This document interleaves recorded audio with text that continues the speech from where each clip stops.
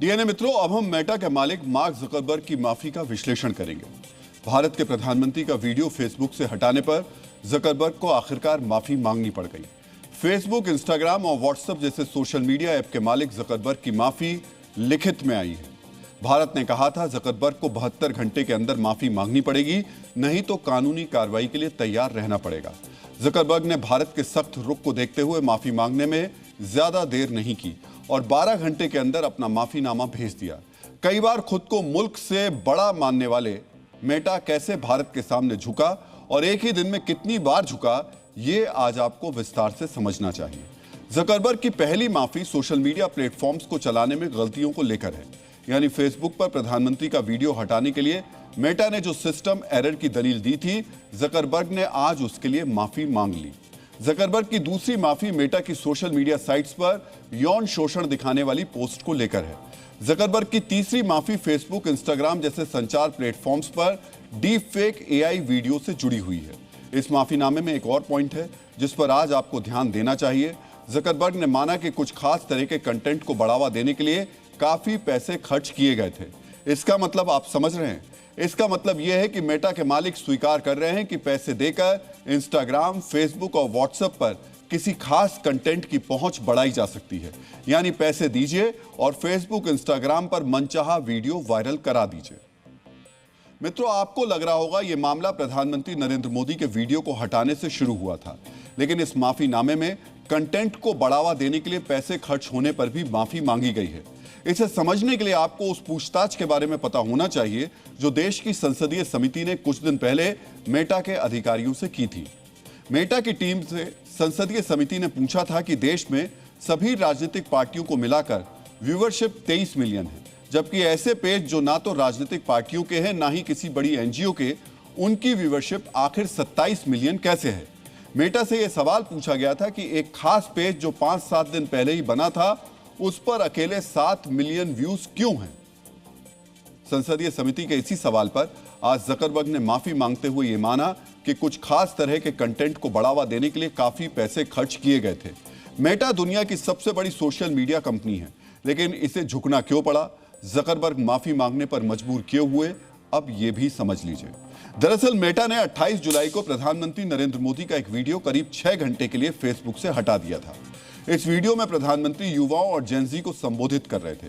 Meta ने इस video को बहाल करते हुए यह दलील दी थी कि यह एक टेक्निकल एरर है, लेकिन इस कथित टेक्निकल एरर को लेकर आज ही लोकसभा सचिवालय ने एक लेटर जारी किया। मित्रों, आप अपने टीवी या मोबाइल स्क्रीन पर जो चिट्ठी देख रहे हैं, यह वही लेटर है जिसमें जुकरबर्ग को अल्टीमेटम दिया गया था। लोकसभा सचिवालय ने सूचना प्रौद्योगिकी मंत्रालय के सचिव को लिखे इस पत्र में कहा था, प्रधानमंत्री के वीडियो को हटाना एक गंभीर विषय है और इसके लिए मार्क जुकरबर्ग को माफी मांगनी होगी। इसके आगे जो लिखा गया वो और भी काफी महत्वपूर्ण है।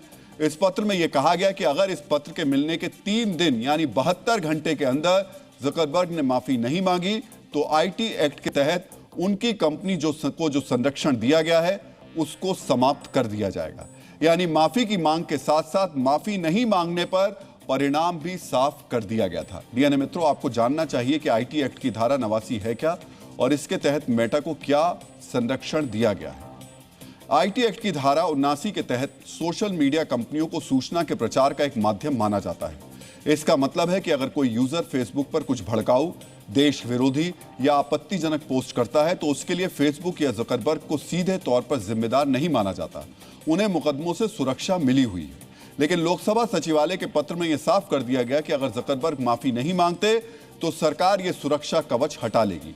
इस सेक्शन के हटते ही मेटा को माध्यम नहीं बल्कि एक पब्लिशर यानी सामग्री पोस्ट करने वाला माना जाएगा। यानी इन प्लेटफॉर्म्स पर पोस्ट किए गए किसी भी आपत्तिजनक पोस्ट के लिए मेटा को जिम्मेदार माना जाएगा। इस संरक्षण के हटने से किसी भी आपत्तिजनक पोस्ट के लिए मेटा इंडिया के अधिकारियों पर एफआईआर हो सकती है। मेटा के मालिक मार्क जुकरबर्ग पर भी मुकदमा दर्ज हो सकता है। लोकसभा सचिवालय के तहत आने वाली संचार और सूचना प्रौद्योगिकी मामलों की स्थायी समिति के अध्यक्ष सांसद निशिकांत दुबे भी लगातार यही मैसेज दे रहे थे। हमारी कमेटी ने जो परसों बैठक ली थी, उस बैठक में हमारी कमेटी ने पत्र लिखा है मिनिस्ट्री ऑफ आईटी को और मिनिस्ट्री ऑफ होम अफेयर्स को कि प्रधानमंत्री जी का जो वीडियो उन्होंने डिलीट किया वो इंटरमीडियरी का काम नहीं है, वो पब्लिशर का काम है। और इस नाते जकरबर्ग को जो है 3 दिन के अंदर माफ़ी मांगनी होगी। यदि माफ़ी नहीं मांगेंगे तो उनके ऊपर जो जितने भी सोशल मीडिया प्लेटफॉर्म हैं उनको जो सेफ हार्बर दिया हुआ है हमने, जिसका कि वो गलत फ़ायदा उठाते हैं, सेफ हार्बर ख़त्म कर देंगे।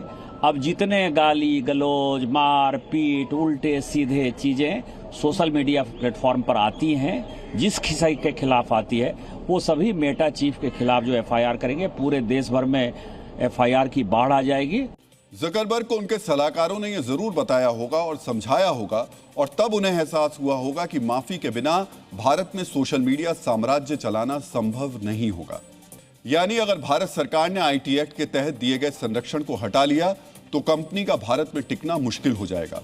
संभवतः यही वजह रही कि जकरबर्ग ने इस लेटर के जारी होने के 12 घंटे के अंदर अपना माफीनामा भेज दिया। जकरबर्ग जानते हैं कि अगर भारत सरकार ने उनके ऊपर एक्शन ले लिया तो उन्हें बहुत बड़ा नुकसान हो जाएगा। भारत में अकेले व्हाट्सएप के 54 करोड़ से ज्यादा एक्टिव यूजर्स हैं। वहीं फेसबुक यूजर्स की संख्या 40 करोड़ के करीब है। इंस्टाग्राम के भारत में लगभग 48 करोड़ यूजर्स हैं। भारत मेटा का सबसे बड़ा मार्केट है। पिछले वित्त वर्ष में मेटा ने भारत से विज्ञापन के रूप में 29,392 करोड़ रुपए की कमाई की थी। यानी एक साल में भारत से जकरबर्ग की कंपनी लगभग 30,000 करोड़ रुपए कमाती है। इन्हें डर था कि अगर ये माफी नहीं मांगेंगे तो इनकी कमाई पूरी तरह से बुरी तरीके से प्रभावित हो जाएगी। एजेंडे के चक्कर में इनका अर्थतंत्र चौपट हो जाएगा। पहले मेटा को लग रहा था कि सवाल के नाम पर भारत सिर्फ औपचारिकता निभाएगा, लेकिन उसका यह भ्रम जल्द ही टूट गया। भारत ने मेटा के शीर्ष अधिकारियों को जब तलब किया तो वो हाजिर हुए। आज मेटा के शीर्ष अधिकारी भारत में हैं। मेटा के वैश्विक मामलों के मुख्य अधिकारी जोएल कपलान सूचना प्रौद्योगिकी मामलों के संसदीय स्थायी समिति के सामने पेश हुए। आज उनसे तीखे सवाल भी पूछे गए। बताया जा रहा है कि आज मेटा के अधिकारियों ने भी माफी मांगी। भारतीय पत्रकारों के सामने मेटा इंडिया के अधिकारियों की जुबान तक नहीं खुल पाई। डीएनए मित्रों, आपको यहां यह भी समझना चाहिए कि यह मामला सिर्फ प्रधानमंत्री का पोस्ट हटाने का नहीं है, बल्कि ये उस संभावित प्रोपेगेंडा का है जिसे चलाने का आरोप मेटा पर पहले भी कई बार लग चुका है। आपको देखना चाहिए कि आज भारत से माफी मांगने से पहले भी मेटा के मालिक मार्क जकरबर्ग ने दुनिया भर में लोकतांत्रिक व्यवस्था पर चोट पहुंचाने के आरोप लगने पर कब कब माफी मांगी है। मेटा केवल एक सोशल मीडिया प्लेटफॉर्म नहीं है, ये ऐसा डिजिटल साम्राज्य है जो अपने एल्गोरिदम के जरिए कोई भी नैरेटिव सेट कर सकता है। मेटा पर कई बार किसी देश के चुनाव को मैनिपुलेट करने के आरोप भी लग चुके हैं। 2016 के अमेरिकी राष्ट्रपति चुनाव में करीब 9 करोड़ यूजर्स का डेटा चुराकर ट्रंप के अभियान के लिए इंस्टाग्राम के जरिए माइक्रो टारगेटिंग करने के आरोप लगे। इस आरोप पर जकरबर्ग को अमेरिकी संसद में गवाही देनी पड़ी। उनकी कंपनी पर $5 बिलियन का जुर्माना लगाया गया था। साल 2017 में म्यांमार में यूएन की फैक्ट फाइंडिंग कमेटी ने यह पाया कि फेसबुक ने रोहिंग्या नरसंहार में निर्णायक भूमिका निभाई। फेसबुक पर हेट स्पीच और फेक न्यूज की बाढ़ सी आ गई थी, जिसके बाद नरसंहार बढ़ गया। जकरबर्ग को इसके लिए भी माफी मांगनी पड़ी थी। 2018 और 2022 में व्हाट्सएप पर ब्राजील के पूर्व राष्ट्रपति बोल्सोनारो के समर्थकों में फेक न्यूज नेटवर्क चला, जिस पर कंपनी लगाम लगाने में असमर्थ रही। ब्राजील की सुप्रीम कोर्ट ने इसके लिए व्हाट्सएप को जिम्मेदार ठहराया। साल 2019 और 2024 में यूरोपीय यूनियन संसद चुनाव में भी मेटा के ऐप्स के जरिए चुनाव को प्रभावित करने के आरोप लगे। ये तो कुछ ही केस स्टडीज हैं। मेटा पर ऐसे न जाने कितने आरोप लग चुके हैं।